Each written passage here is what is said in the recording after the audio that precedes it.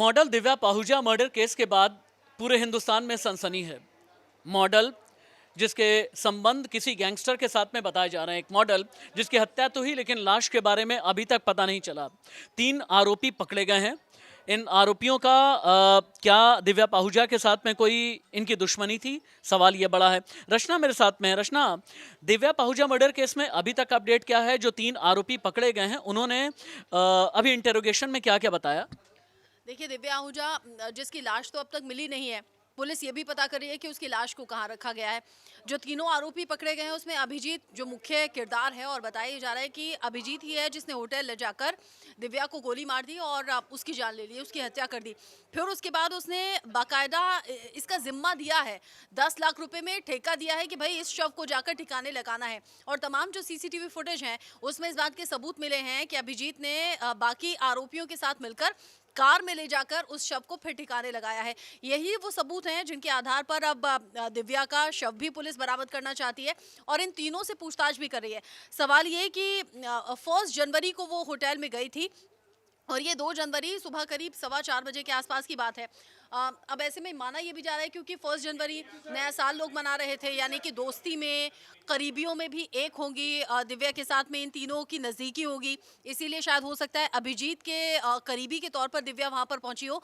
लेकिन अभिजीत ने दिव्या का खून क्यों कर दिया, वो क्या सिचुएशन रही, इस पर जांच अभी चल रही है।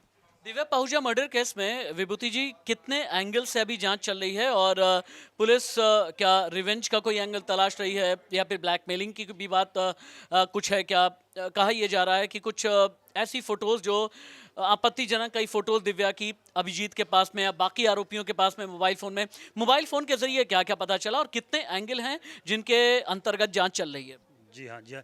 इस सारे मामलों पे तो जांच चल रही है, लेकिन सबसे बड़ी बात है कि दिव्या पाहुजा एक बहादुर लड़की थी और तत्कालिक घटना से कहीं न कहीं जो दिव्या के परिजनों ने जो आरोप लगाया है वह एक बड़ा मसला है। संदीप गडोली का इनकाउंटर कहीं न कहीं से वो दिव्या की मदद से हुआ था, वो उसकी मुख्य गवाह भी थी संदीप गडोली मर्डर में। तो दिव्या के परिजनों का ये आरोप बहुत गंभीर है कि संदीप गडोली जो गैंगस्टर था, जो कि इसका बॉयफ्रेंड था 8 साल पहले, तो 8 साल पहले की उस हत्या का ये बदला भी हो सकता है।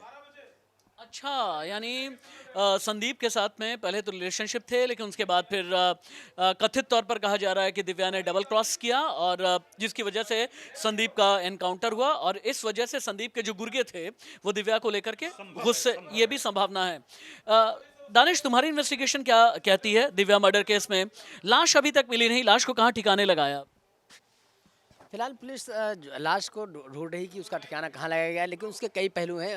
गुरुग्राम से लेकर दिल्ली, दिल्ली से लेकर मुंबई तक जो तार एक दूसरे से जो कनेक्ट हैं, उसके अनसुलझी हुई गुत्थी को पुलिस सुलझाने में लगी है।